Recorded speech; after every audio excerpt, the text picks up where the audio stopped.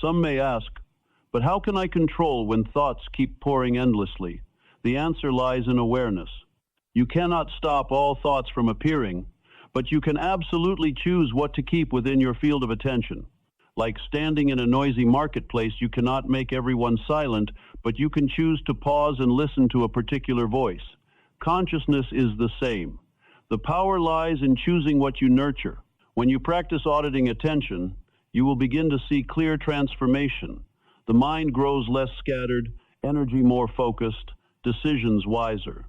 And above all, you feel yourself returning to the position of the driver rather than remaining a passenger swept along by instinct. From there, you can deliberately sow the images, beliefs, and emotions you truly want to manifest in your life. Attention, in the end, is the currency of consciousness. You are spending it every day, every hour, every minute. If you squander it unconsciously, you will fall into spiritual debt, endlessly trapped in lack. If you invest it intentionally, you will accumulate an invisible yet enduring asset: clarity of mind, positive emotions, and aligned reality. This is not rosy optimism, but the inevitable law of mind and universe. Whatever you pay attention to expands. Therefore, when thinking about the future, ask yourself, what do I want to plant? If I want a life of freedom, I must learn to direct attention toward freedom instead of fear. If I desire abundance, I must choose to notice opportunities instead of lack. And if I aspire to success, I must focus on solutions instead of problems. Auditing attention is the act of clearing the field of the mind to sow new seeds.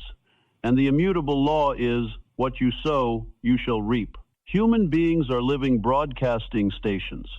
Whether you are aware of it or not, every thought, emotion, and inner state emits vibrations.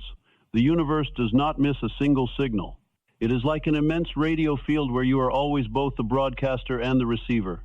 And the immutable law governing this entire process is the law of attraction. You will draw to yourself what resonates with the energy you emit. This phenomenon can be easily observed in everyday life. A person who is constantly frowning and gloomy tends to attract experiences and people that reflect that very gloom. Meanwhile, one who carries a state of peace and optimism often encounters events, relationships, or opportunities that match that bright energy.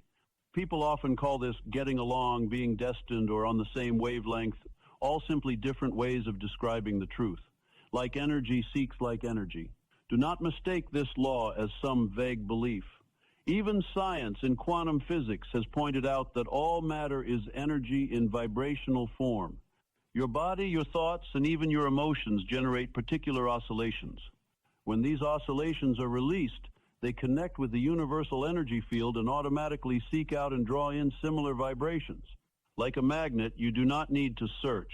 You only need to emit a frequency, and that frequency will pull in what matches it. The problem is that most of us live unaware of what signals we are sending. We complain about life lacking luck, forgetting that our minds have been transmitting signals of lack all day long.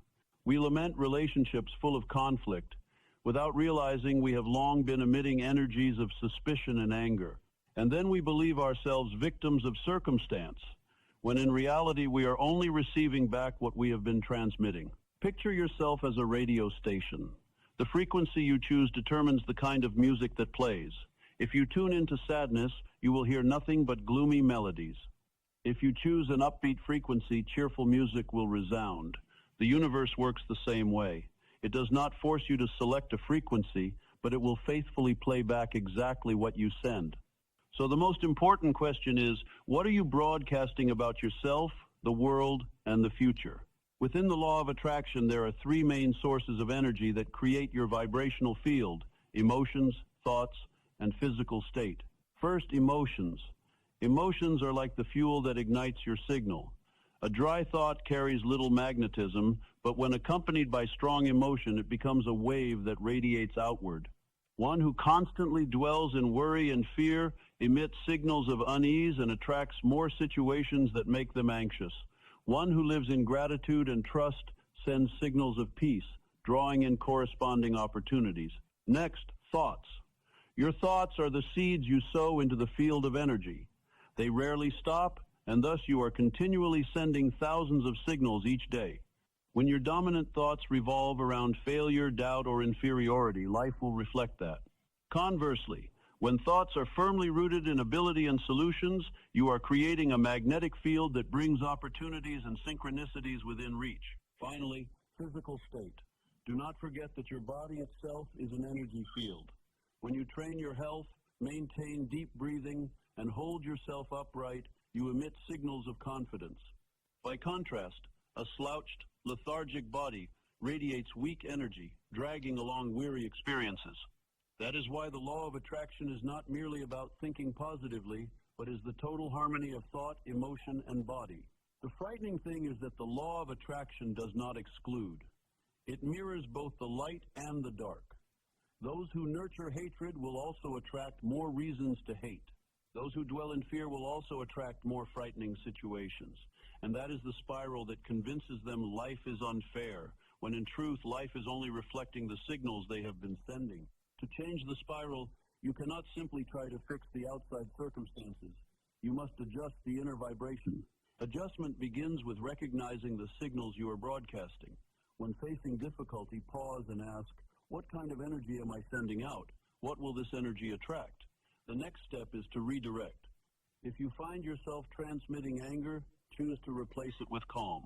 If you are sending lack, cultivate gratitude for what you already have. This is not false optimism, but a deliberate act of choosing the frequency that matches the life you desire.